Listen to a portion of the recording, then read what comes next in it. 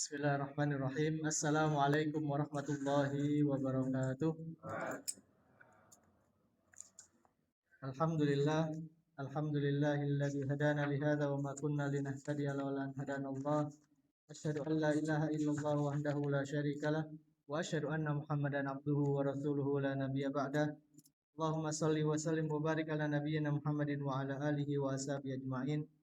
Allahumma anfa'na bima 'allamtana wa 'allimna ma yanfa'una warzuqna ilman tanfa'una fid dini wad dunya wal akhirah. Jamaah salat maghrib dan juga salat isya Masjid Astagfirullah rahimakumullah. Tentu karena ini merupakan pertemuan pertama kita setelah kita menyelesaikan ibadah kita di bulan Ramadan yang lalu, dan ini masih di bulan Syawal nih. Masih Syawal dari ini. Oh, sudah tidak ya? Berarti sudah tidak lagi Syawalan nih gitu. Ya, watan apa-apa, yang penting kita masih bisa membuka hati kita untuk bisa saling memaafkan atas segala khilaf dan dosa-dosa yang pernah kita lakukan selama kita melakukan muamalah bersama ini. Karena semenjak Ramadan sampai akhir Syawal ini belum masuk nih, baru pertama nih gitu. Belum ya. Belum dong nih. Bahkan sebelum Ramadan pun itu cukup, berarti udah 2 bulan lebih nih kita ketemu nih. Tadi saya tanya ke beberapa jemaah termasuk ke ketua takmir kita sampai mana kajian kita? Lupa juga. Ya. Jadi masuk ke jual beli memang, jual beli, tapi kemudian apa? Nggih, kita masuk ke jual beli karena beberapa waktu yang lalu kita baru saja menyelesaikan terkait dengan fikih waris nggih, fikih bagian waris. Dan dalam jual beli ini ada beberapa buku yang saya jadikan rujukan. Salah satunya adalah kitab Fiqhus Sunnah punya ulama yang bernama Said Sabiq.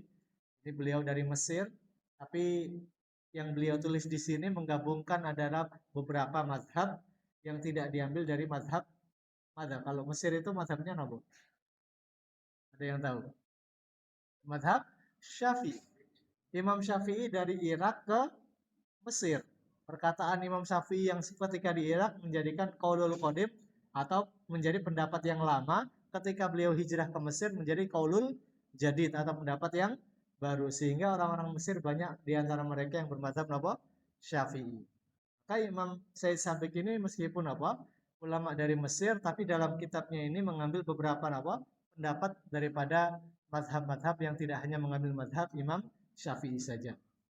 Nah, Bapak Ibu rahimakumullah, terkait dengan kitabul bai' atau fikih jual beli ini, ya kita akan mencoba untuk merefresh kembali dari awal ya, bahwasanya setiap dari kita ini tidak akan pernah terlepas dari sebuah transaksi jual beli, karena itu menjadi bagian daripada muamalah ma'annas. Kita bermuamalah sesama manusia.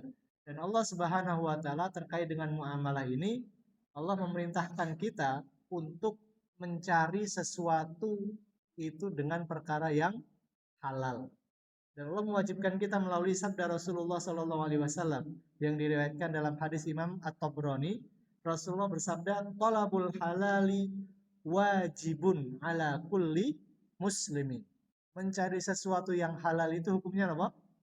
Wajib atas setiap kaum muslimin. Maka dalam perkara apapun, ya dalam di luar jual beli pun, maka hal-hal yang halal ini wajib bagi setiap muslim dan menjauhi perkara yang haram.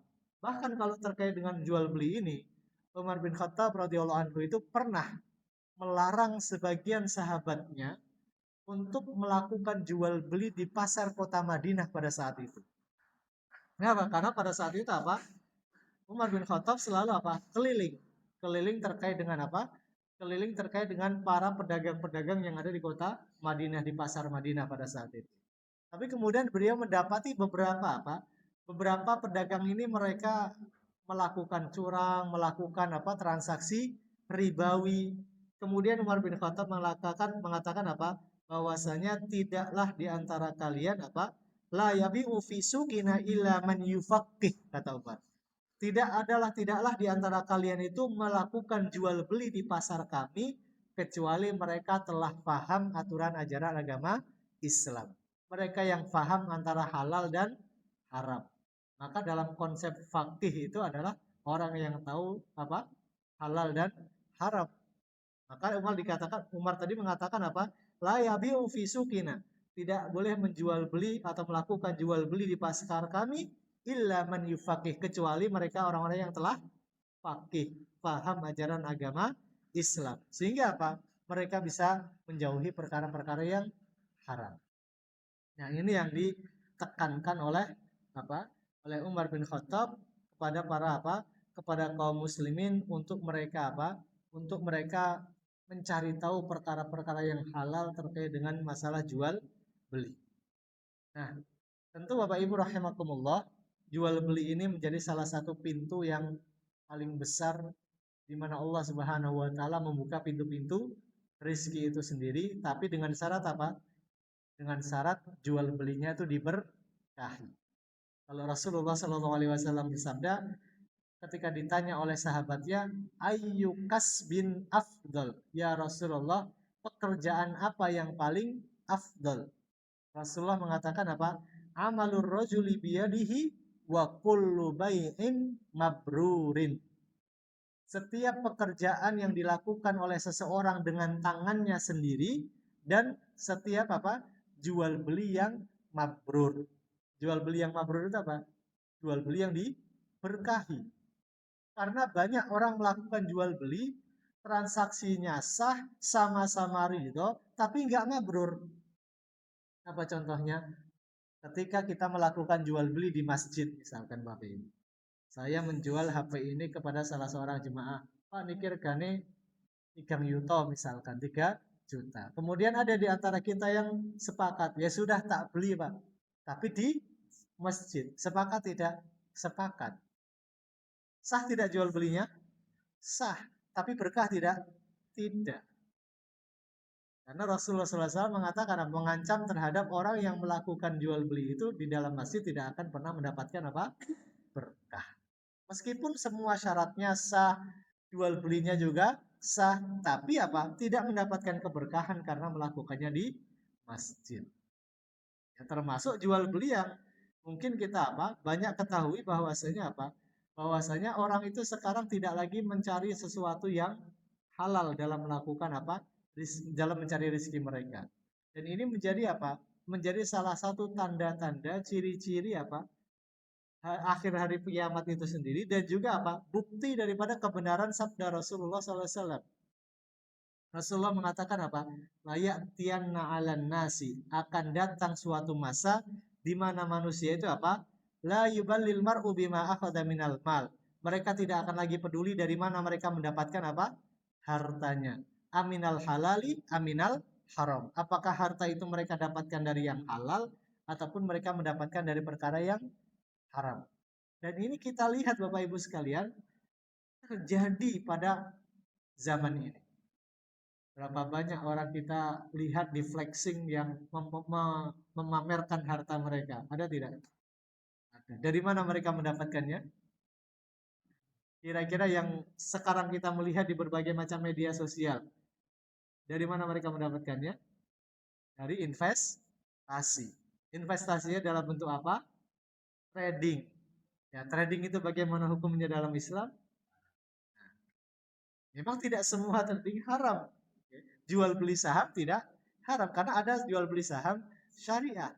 Tapi berapa banyak di antara mereka yang mengerti ilmu tersebut dan berapa banyak di antara mereka yang terjerumus ke dalam apa? Praktek perjudian. Kenapa? Karena mereka spekulasi. Spekulasi itu gambling terhadap apa? Naik turunnya saham. Dan ini yang terjadi. Kenapa? Karena mereka punya apa? Angan-angan, punya cita-cita pengen cepat kaya dengan cara yang instan. Sehingga mereka tidak lagi peduli dari mana mereka dapat hartanya. Mereka atau kita lihat banyak orang juga melakukan jual beli tapi nggak pengen resiko Bapak Ibu. Contoh, mungkin ada di antara saudara kita, anak kita, mereka apa melakukan jual beli di e-commerce misalkan, di Shopee, di Lazada, di Tokopedia atau yang lainnya. Mereka hanya menampilkan gambar, foto gambar apa produknya, kemudian dijual dengan harga di bawah harga umum. Dia ada barangnya enggak? Enggak ada. cuma numpang foto, naruh harga. Boleh tidak jual beli seperti itu? Boleh tidak Bapak Ibu? Nggak boleh. Dia kena dua aturan yang dilarang dalam syariat Islam. Yang pertama, dia itu apa? Melakukan transaksi gharar atau penipuan, ya. Yang kedua apa?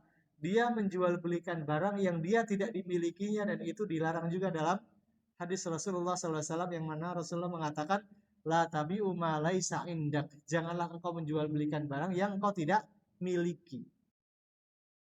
Nanti banyak sekali orang nggak punya barang, sing penting majang foto, sing penting naruh harga, jualan.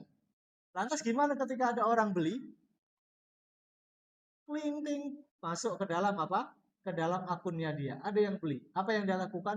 Mencari barang yang mirip, yang lebih murah dari apa yang dia jual. Betul tidak?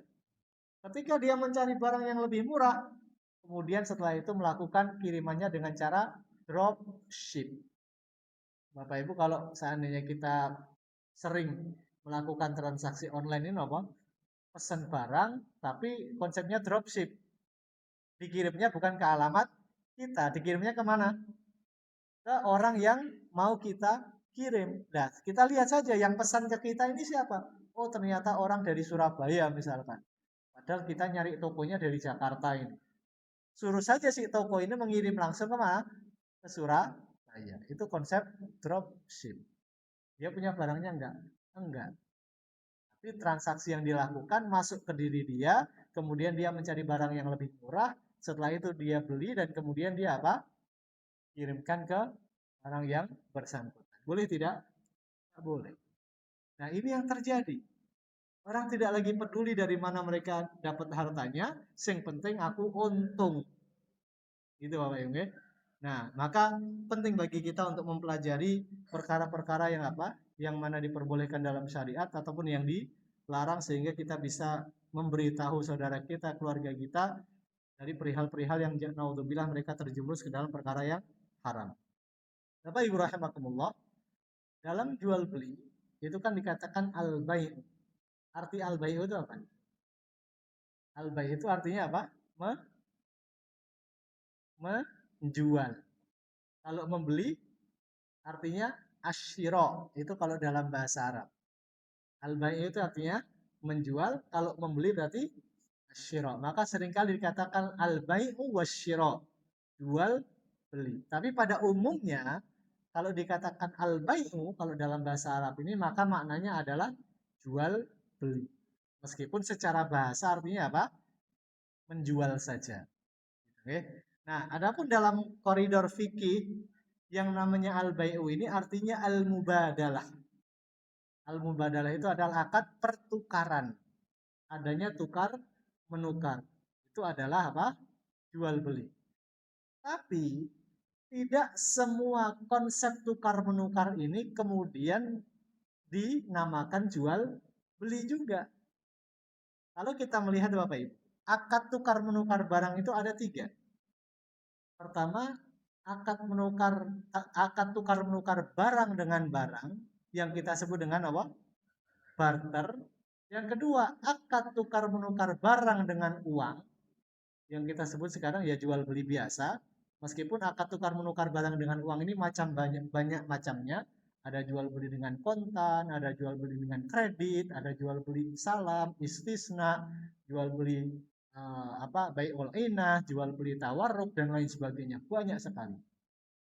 Yang ketiga, ada jual beli atau ada tukar menukar antara jasa dengan uang. Barang dengan barang, barang dengan uang, dan jasa dengan uang. Contohnya apa jasa dengan uang? Bapak Ibu ke dokter, bayar buatan ke dokter? Bayar. Itu jual beli bukan? Jual beli bukan? Jual beli jasa. Ada yang mengatakan jual beli jasa, tapi padahal kalau para ulama mengatakan itu bukan jual beli, tapi akadnya adalah ujroh, ijaroh. Akadnya ijarah itu apa? Akadnya adalah upah. Karena adanya sebuah profesi. Dokter itu profesi.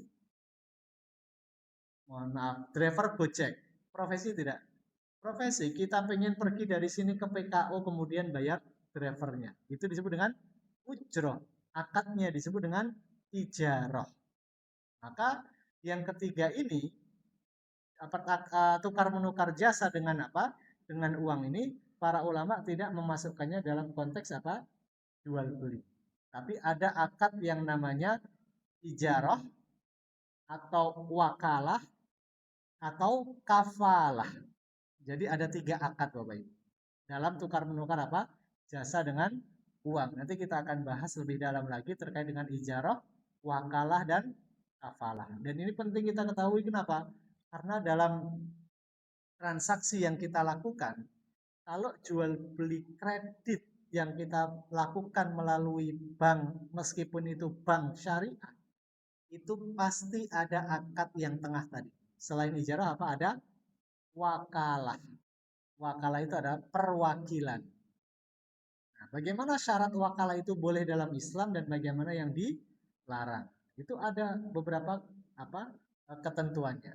Nah, tapi kita akan membahas terlebih dahulu apa? Dari awal mula terkait dengan jual beli dulu, bahwasanya apa? Jual beli ini sifatnya adalah tukar menukar barang. Dan hukum jual beli secara umum hukumnya apa? Mubah. Diambil dari firman Allah yang mengatakan wa halallahul bai'a wa harramar riba. Dan Allah menghalalkan semua bentuk jenis jual beli. Maka segala jenis jual beli itu hukumnya apa? Boleh, mubah. Kecuali ada dalil yang melarang. Jual beli online boleh tidak Bapak Ibu? Boleh. Kenapa? Karena tidak ada dalil yang melarang. Tapi kalau jual beli online dilakukan dengan cara yang tadi kita contohkan, menjual barang tapi dia tidak memiliki barang. Boleh tidak? Nggak boleh. Ketika jual beli barangnya KW dibilang ori misalkan. Boleh tidak? Nggak boleh. Kenapa? Karena unsur penipuan. Ada larangannya dalam syariat Islam. Nah ini hukum daripada apa? Ketentuan jual beli itu sendiri. Nah, dalam jual beli ini Bapak Ibu, para ulama itu ada beberapa rukun yang menjadi ketentuannya. Dan masing-masing mazhab berbeda. Kalau dalam kitab apa? Kitab fikih ini, fikih sunnah ini, rukun dari jual beli itu cuma 2. Dan beliau mengambil mazhab Hanafi, Imam Abu Hanifah. Syaratnya apa? Syaratnya yang pertama adanya akad, yang kedua antarodin, adanya keridhaan. Akad ini adalah sigot. Maksudnya apa? Adanya ijab dan qabul. Yang kedua antarodin, ada keridhaan oleh kedua belah pihak. Ini menurut apa? Menurut Imam Abu Hanifah. Maka ketika misalkan Bapak Ibu kita menaruh barang dagangan. Saya punya barang dagangan 1 kardus isinya snack. Saya taruh di depan masjid. Kemudian saya tidak menjaga, saya taruh lodong atau toples gitu ya. Di dalam kardus itu silahkan bayar Rp2.000, masukkan ke toples ini. Boleh tidak? Sah tidak jual belinya?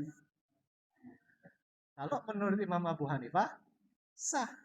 Karena syaratnya kan cuma 2, ada ijab qabul, kemudian ada antarodin, ada 2 keridhaan dari 2 belah pihak. Ijab qabulnya apa?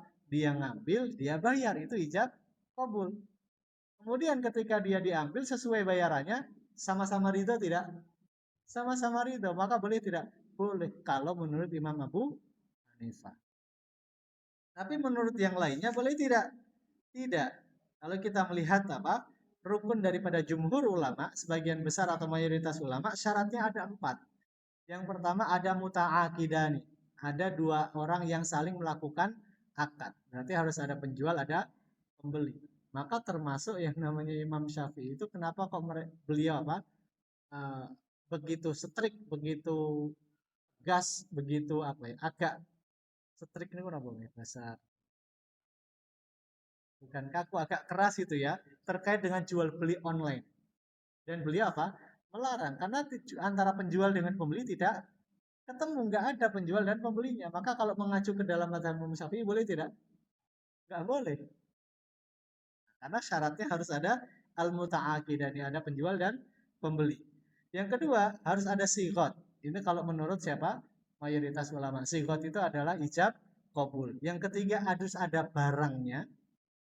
Maka kalau nggak ada barangnya, hukumnya apa? Haram. Yang keempat ada nilai tukar. Jadi ada barang tapi nggak ada nilai tukarnya. Nilai tukar ini bisa berbentuk barang, bisa berbentuk uang. Tapi kalau kita jual beli nggak ada nilai tukarnya, bagaimana dia melakukan jual beli? Maka empat hal inilah yang kemudian para ulama, mayoritas ulama memberikan rukunnya terhadap empat empat hal ini. Tapi kalau menurut Imam Abu Hanifah cuma dua. Kenapa? Karena beliau memang memudahkan, yang memudahkan untuk orang melakukan apa? Transaksi. Nah, terkait dengan syarat yang disampaikan atau rukun yang disampaikan oleh jumhur ulama, yang pertama adanya muta'aqidani, adanya dua orang yang saling berakad. Maka syaratnya apa orang yang saling berakad ini? Pertama, orang tersebut harus berakal. Orang gila melakukan jual beli atau tidak? Nggak boleh, nggak sah. Orang bayi, nggak sah. Anak kecil masih SD belum balik.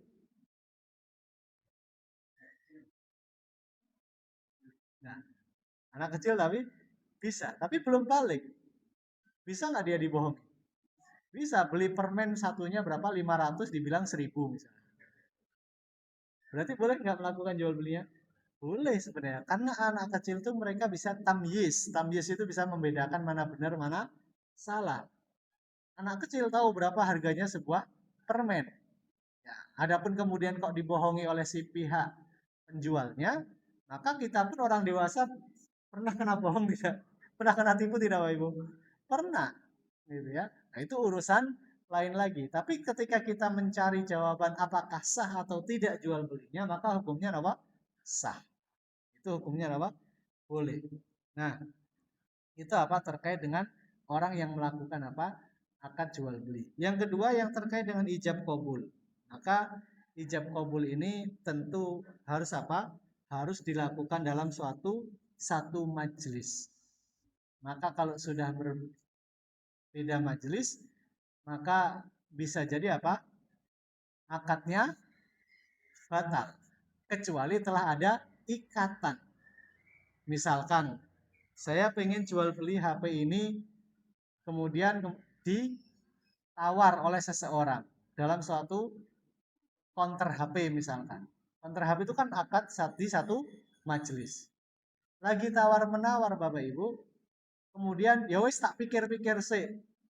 Kemudian ada orang lain datang menawar lagi dan kemudian deal. Boleh tidak membeli HP ini orang tersebut? Saya mengatakan apa? Tak pikir-pikir sih. Sesok tak kei jawaban. Setelah saya pergi ada orang lain datang, Pak, piro hargane? Oh, 1,5 juta. Ya wis, 1,4 juta tak bayar saiki. Mereka deal. Boleh nggak orang ini memotong apa namanya? Yang telah saya apa namanya? Yang setelah saya apa namanya? Obrolkan ya. Kenapa nggak boleh?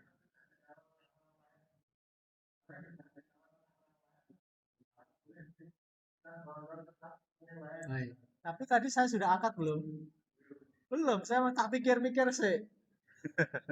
Tak pikir-pikir saya itu kan berarti belum ada ikatan apapun. Kemudian ada orang lain menawar dan kemudian deal, boleh tidak? Boleh, tidak menjadi masalah. Kecuali sudah akad. Ya wes saiki tak DP nyoh, misalkan 1.000 misalkan. Sudah akad belum? Sudah. Kemudian orang lain membeli, boleh tidak? Enggak boleh. Gitu, ya. Nah, itu kalau sudah terjadi akad. Bapak Ibu, kalau seandainya saya lagi tawar menawar, Pak berapa harganya? 1,5 juta. Ya wes lah, 1,3 juta. Wah, Rain tuh Pak, datang orang nih. Kita lagi tawar menawar. Ini datang. Tak bayari Pak, 1,4 juta. Boleh tidak? Orang ini boleh nggak tiba-tiba memotong saya, tak bayari 1,4 juta, saiki tak bayar cash. Kenapa nggak boleh? Saya sudah akad belum dengan dia? Belum. Baru apa? Nyang-nyangan, baru nyang-nyangan, baru negosiasi. Tapi sudah akad belum? Belum. Orang ini boleh nggak masuk? Secara hukum syar'i boleh. Kenapa? Karena saya belum masuk akad ke dalam transaksi tersebut. Tapi ini masalah etika. Itu saja. Ini masalah etika kan beda-beda ya. Misalkan dalam di berbagai macam budaya Jawa atau budaya luar beda-beda. Bahkan dalam lelang pun kan orang lelang kan bebas saja menawar dengan sesuka hati. Tapi ini kan kita tidak lelang. Kalau di Jawa orang kayak gitu nelingkung gitu berarti kan apa? Nggak ada etika. Tapi sah tidak jual belinya? Sah, tidak menjadi salah. Ya masalah etika saja. Maka kembali lagi tidak menjadi masalah kalau seandainya orang tersebut melakukan jual beli itu selama belum melakukan akad dan orang lain melakukannya. Jadi dalam satu majelis. Terkait dengan satu majelis ini Bapak Ibu, ini juga penting. Bukan hanya dalam jual beli. Perkara sebuah transaksi yang kita lakukan dalam sebuah majelis itu juga perlu diperhatikan. Contohnya begini. Saya hutang ya, dengan Pak Gun. Pak Gun, aku hutang sak yuto misal. Tak bayar bulan depan. Kemudian setelah bulan depan, saya bayar uang nih 1 juta, plus saya bawa rambutan. Pak Gun, kula ajeng bayar utang wingi sak yuto, plus rambutan sekilo hadiah dingin jenengan. Boleh tidak? Boleh, karena tidak ada janjinya. Nanti mayoritas membolehkan ya. Para ulama melarang. Kenapa? Karena rambutan yang 1 kilo ini adalah bentuk bentuk manfaat, bentuk faedah yang yang saya berikan kepada Pak Gun. Saya mesti ada rasa nggak enak, aku wis nyilih sak yuto mosok rangei. Berarti ada rasa nggak enak inilah yang kemudian menjadikan saya membeli rambutan 1 kilo dan kemudian saya berikan kepada beliau secara langsung dalam satu majelis. Itu nggak boleh. Kalau besoknya atau selang perpisahan dalam majelis lain boleh. Misalkan Pak Agung ini kita bayar sayuto nggih, matur nuwun. Dia beranjak kemudian kita balik ke rumah ambil rambutan. Aku niki hadiah tiga jenengan. Boleh tidak? Boleh. Selama tidak dilakukan dalam satu majelis. Sama Bapak Ibu. Nah, buahnya tinggi. Ya tapi kan dia memberi karena ada rasa nggak enak. Orang kita ini kan rapenaan gitu. Nah, yeah. Jauh. Baik. Jadi gini, para ulama mengatakan, mereka membolehkan memberikan hadiah tersebut kepada orang yang pernah berjasa kepadanya selama orang tersebut biasa melakukan saling memberi hadiah. Misalkan saya dengan Pak Kun sering ketemu, saya sering traktir, beliau sering traktir saya sering ngasih hadiah, itu tidak menjadi masalah. Tapi ketika saya tidak pernah melakukan itu, kok tiba-tiba saya memberikan hadiah, itu yang hilang. Karena ini menjadi bentuk daripada riba. Gitu. Ya ya satu majelis kan dalam satu majelis. Ketika beda majelis boleh nggak? Boleh. Tapi ketika dalam satu majelis, di satu sisi saya bayar hutang, di satu sisi lagi saya nambah tambahan hutang. Jadi perubahan nama. Tadi kan ini namanya apa? Nah, bisa misalkan. Gitu ya. Nah, jadi intinya kita tidak melakukan dalam satu majelis. Kalau tadi namanya adalah hadiah Bapak Ibu. Misalkan gini, hari Jumat itu kan kita sering mendapatkan mohon maaf, kotak infak ini kan banyak recehnya. Ya kan? Misalkan saya ini seorang pedagang, saya pengen nuker uang receh. Biasanya saya datang di hari Jumat. Saya datang masuk, saya bawa uang 100.000. Mau kan mau nuker. Ke takmir masjid, Pak Ijol, anane kur 90.000. Saya ambil yang receh 90.000, saya kasih 100.000, yang 10.000 sedekah. Boleh tidak? Ya kan? Sing 10.000 sedekah. Akadnya apa? Akadnya mau nuker. Ada kekurangan nggak dalam pertukaran tadi? Ada. Tukernya 10.000. Tapi karena tuker ya welas yang 10 karena ini masjid sedekah 10.000. Pada saat itu. Boleh tidak? Nah, ini kan banyak tidak yang seperti ini? Banyak. Tapi kita mengatakannya adalah sedekah. Kalau tadi mengatakannya hadiah, ini kita mengatakannya sedekah. Tapi kita melakukannya dalam satu majelis. Betul kan? Boleh tidak? Enggak boleh. Karena ini riba.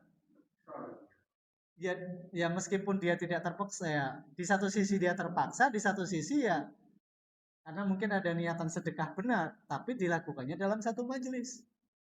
Boleh tidak? Enggak boleh.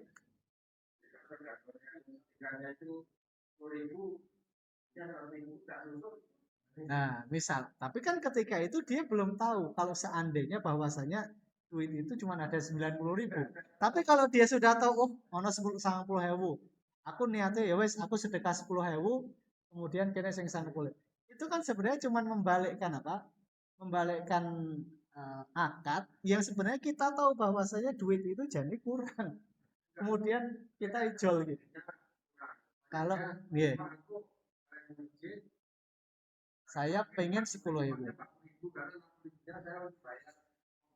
Nah, beda cerita. Kalau memang kita nggak tahu berapa sih nominal yang uang recehnya, saya memang pengen niat 10.000. Aku pengen 10.000. Susuk 90.000, sing 10.000 sedekah. Boleh tidak? Boleh. Tapi kan jarang yang seperti itu. Biasanya nih, tengok dulu berapa duit recehnya, ya wes aku sedekah sakmono kan begitu. Yang sering terjadi. Ini sebenarnya kan tukar menukar uang yang kemudian ada apa? Ada kekurangan atau kelebihan. Cuman kalau dalam masjid namanya sedekah. Coba kalau namanya di depan Bank Indonesia. Namanya apa? Jasa. Betul tidak Pak Ibu? Bapak Ibu kemarin Idul Fitri datang ke depan BI itu. Tukar duit anyar. Namanya apa? Jasa 100.000 dapatnya berapa? 90.000. Jasanya berapa? 10.000. Di sana namanya jasa, di masjid namanya apa? Sedekah, sama orang tadi namanya hadiah. Betul tidak? Nah, inilah para ulama mengatakan bahwasanya al-ibratu fil uqudi bil maqasid wal ma'an. Bahwasanya al-ibrah sebuah pelajaran daripada sebuah akad itu yang dilihat adalah maksud dan tujuannya, bukan hanya sekedar perubahan nama. Gitu nggih. Yang dilihat apa? Maksud dan tujuan dari transaksi tersebut, bukan hanya perubahan nama. Nek perubahan nama tadi kan wong ngasih manfaat dibilang hadiah. Terus sedekah padahal riba kan. Dalam masjid dia melakukan transaksi riba dalam satu majelis. Di depan BI riba juga dengan nama jasa. Tapi tujuannya sama nggak? Sama. Maka yang dilihat adalah apa? Maksud tujuan daripada akad transaksi itu bukan hanya sekedar perubahan nama. Bisa demi Bapak Ibu? Sekarang begini. Contoh lagi. Bapak Ibu nabung di bank syariah. Kemudian kita mendapatkan setiap bulan yang namanya apa? Bagi hasil. Kalau di bank konvensional namanya apa? Bunga. Bagi hasil boleh tidak? Bagi hasil boleh tidak? Boleh. Kalau benar-benar kita kerjasama. Kalau benar-benar itu menjadi bagian bagi hasil. Yang namanya bagi hasil, itu kan adanya sebuah kerjasama antara dua belah pihak atau lebih. Ketika kita nabung di bank, kita ini sifatnya nitip duit atau kerjasama sama bank? Nitip duit. Nah kalau nitip duit, kenapa kok kita bisa ngambil bagi hasil? Nah, kan dilihat dari angka tujuannya itu apa? Wong kita tujuannya nitip duit. Kok bisa kita nerima bagi hasil? Apapun namanya, mau namanya bunga, mau namanya bagi hasil, tujuan kita ini apa? Gitu nggih. Kalau tujuan kita ini bukan kerjasama, ya jangan harap mengambil bagi hasil. Kenapa ya? Karena sudah salah dari awal, akar dari hati kita sudah salah. Apapun namanya. Nah, belum lagi kalau kita perdalam nih Bapak Ibu. Kita ini apakah pernah kerjasama dengan bank? Enggak. Kita ini sifatnya apa? Nitip. Kalaupun dia mengatakan, iya aku kerjasama dengan bank. Oke, nek banknya bangkrut, siap nanggung resiko bangkrut juga? Enggak mau juga. Ya kan? Itu dari aspek kita dengan bank. Belum lagi aspek bank dengan pihak ketiga, perusahaan atau individu. Yang namanya kerjasama, itu ada resiko yang ditanggung bersama. Betul kan? Sekarang bank untuk mendapatkan keuntungan dari dana yang ditabungkan oleh nasabah, gimana cara muternya? Meminjamkan ke pihak perusahaan atau meminjamkan kepada pihak individu, pihak ketiga. Kemudian kalau perusahaan itu bangkrut, bank rela mendapatkan risiko bangkrut juga? Nggak bakalan. Pasti dia akan meminta apa? Endi pinjamannya, mana duit modalnya, mana uang untungnya. Dan kemudian keuntungan itu dibagikan kepada nasabahnya dengan nama bagi hasil. Yang kemudian kita sebut bagi hasil dan kita ambil. Sekarang boleh tidak ambil itu? Dari pihak kita pun salah, dari pihak bank yang mengelola dana tadi ke pihak ketiga juga salah. Jadi merubah nama bunga menjadi apa? Bagi hasil. Ini yang menjadi problem. Ini yang harus diperhatikan Bapak Ibu. Jadi dalam transaksi bukan hanya perubahan nama, bukan cuma label syariah saja, tapi bagaimana praktek kita dalam mengimplementasikan apa syariah itu sendiri. Tujuannya itu benar atau enggak. Jangan cuma labelnya saja yang benar. Saya dipahami ya? Ada pertanyaan sampai sini sebelum J. Jadi kan kadang orang dan dapat porsi mau nggak mau anggaran itu kan mengalami besar. Yang mendapatkan itu kredit kepada bank. Sementara yang menggunakan itu karena tertunda itu jadi masalah. Maka ada yang lain yang mau hajinya karena kalau depan dia tidak duit dari tidak punya duit kan berangkatnya 20 tahun yang datang. Tapi dapat dana talangan haji. Bikin itu gimana? Karena pertama mengapa orang yang punya haji yang sudah punya dana satu ini hajinya dilakukan karena talangan tadi. Mana yang saya bikin pemahamannya kita tidak perlu. Baik. Saya kira kalau keputusan MUI terkait dengan dana talangan haji, MUI sudah memutuskan hukumnya haram. Itu sudah ada keputusan dari MUI, dana talangan haji hukumnya haram, dan saya kira sekarang sudah tidak ada lagi dana talangan haji. Itu dulu, tahu saya. Nggak tahu, masih kan sekarang? Nah, kenapa? Karena memang akadnya itu adalah apa namanya pinjaman. Karena talangan kan sifatnya pinjaman, pinjaman yang diberikan kepada jemaah, kemudian dia pada calon jemaah haji, ya, kemudian dia membayar dengan adanya tambahan pinjaman. Kursi untuk mendapatkan jatah haji 25 juta. Tergantung orang tersebut mau berapa lama nyicilnya. Mau setahun, 2 tahun, 3 tahun, ya dia akan sesuai dengan misalkan setahun ya nambahnya 26 juta misalkan jadinya. 2 tahun 27, 3 tahun 28 misalkan gitu. Jadi ini menjadi bagian daripada apa? Transaksi riba. Saya kira sudah, saya pernah baca itu keputusan MUI itu dilarang. Tapi nggak tahu kalau seandainya sekarang diperbolehkan lagi. Seperti layaknya dana talangan mahasiswa. Jadi mahasiswa nggak bisa bayar. Akhirnya apa? Diberikan apa? Pinjaman oleh bank atau pihak BMT atau pihak lembaga keuangan yang lainnya. Ini juga sama. Kalau ini haji, ini sekolah. Nanti kan kemudian sifatnya apa? Sifatnya nanti dia akan misalkan bayaran sekolah semester ini 5 juta. Boleh nyicil, dibayar oleh siapa? Oleh BMT misalkan, kemudian dicicil menjadi 5,5 juta dalam 6 bulan. Nah, tapi memang banyak di antara mereka menggunakan akad jual beli. Tapi memang barangnya nggak ada. Ini yang maksudnya barangnya kan harus ada gitu ya. Yang dijual apa? Kalau SPP-nya. Barangnya apa SPP-nya? Nggak ada yang dijual. Sebagaimana ketika kursi haji, kuota haji yang dijual barangnya. Ya kuotanya. Ya kan? Tapi tidak ada bentuk apa? Barangnya. Nah ini yang menjadi problem. Maka kalau seandainya itu dikatakan mau jual beli dengan konsep murabahah. Murabahah itu kan dibeli dulu kemudian dijual lagi ke saya. Misalkan seperti layaknya saya pengen beli motor, ya kan, saya datang ke lembaga keuangan. Saya pengen motor Vario, harganya 25 juta. Saya cicil selama 5 tahun, berapa? Ya sudah menjadi 30 juta. Nanti pihak lembaga keuangan membeli motornya, setelah dibeli baru dijual ke saya dengan harga berapa? 30 juta. Boleh tidak? Boleh. Tapi kan ada motornya, ada barangnya. Sana leasing, tapi kalau leasing nggak mungkin membeli, dia hanya memberikan pinjaman. Leasing kalau murabahah itu benar-benar dibeli oleh pihak yang mau menjual ke kita. Jadi sifatnya adalah jual beli murabahah. Nanti kita akan bahas juga. Tapi ketika apa? Jatah kuota itu seakan-akan oleh para, mohon maaf, mungkin yang Dewan Pengawas Syariahnya mengatakan itu menjadi bagian daripada apa? Barang yang bisa dijual belikan. Kuota.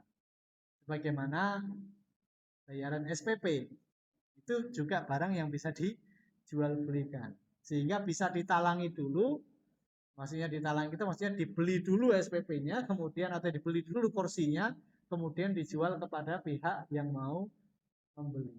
Tapi ini menurut sudut pandang saya juga problem. Iya, karena kan tadi syarat jual beli harus ada barangnya, harus ada nilai tukarnya.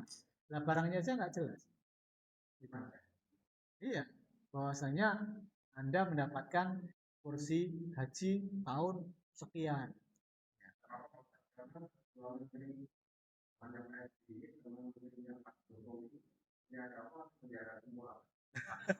Gitu nggak ada, ya mantan nggak ada hubungannya. Mau ya, saya kira semua semua ke belakang pun semuanya masuk, saya kira ada beberapa kali itu. Nah, kemudian kembali lagi terkait dengan akad jual beli apa terkait dengan ijab kabul. Ijab kabul itu tidak selamanya dengan apa? Dengan lisan. Ijab kabul boleh tidak dengan isyarat?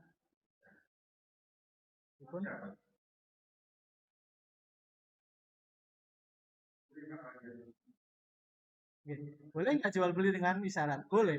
Ketika orang Madura jual beli sapi ini dengan apa? Dengan tangan. Betul, betul. Iya. Boleh tidak? Boleh, tidak menjadi masalah. Itu kalau dalam aspek apa? Jual beli. Maka dalam sigot jual beli dalam aspek ijab kabulnya itu tidak selalu dengan apa? Dengan lisan, tapi boleh dengan isyarat atau boleh dengan tadi yang dengan apa? Keridhaan tadi kalau mengacu kepada Imam Abu Hanifah. Nah, tapi memang para ulama terkait dengan apa? Dengan akad tadi ada yang mensyaratkan dengan apa? Dengan kitabah, dengan tulisan. Itu kalau seandainya tidak secara langsung. Ya, misalkan jual beli dengan kredit atau apa, harus dengan apa? Tulisan. Itu dengan mengacu kepada firman Allah Subhanahu wa taala, jika kita saling apa? Tidak tadayan tumbidain ini ajalin musamma faktubu. Kalau kita ini melakukan apa? Hutang menghutang, nah, jual beli kredit itu hutang bukan? Hutang, maka harus ditulis. Ini sampun azan saya. Sudah azan. Oh iya. Ya, 30 detik kalau sih. Ya. Jadi Bapak Ibu rahimakumullah, tadi ini kita baru masuk terkait dengan rukun daripada jual beli yang terkait dengan apa? Terkait dengan pelakunya, penjual pembeli, kemudian dari akad ijab kabulnya, ya. Belum kita masuk kepada barang itu sendiri. Karena nanti barangnya pun ada syaratnya. Barang tidak boleh perkara yang haram, dan ini masih banyak contohnya. Oke? Ya, mari kita tutup kajian kita Bapak Ibu sekalian dengan bisa membaca doa kafaratul majelis. Subhanakallahumma wa bihamdika asyhadu an la ilaha illa anta astaghfiruka wa atubu ilaik.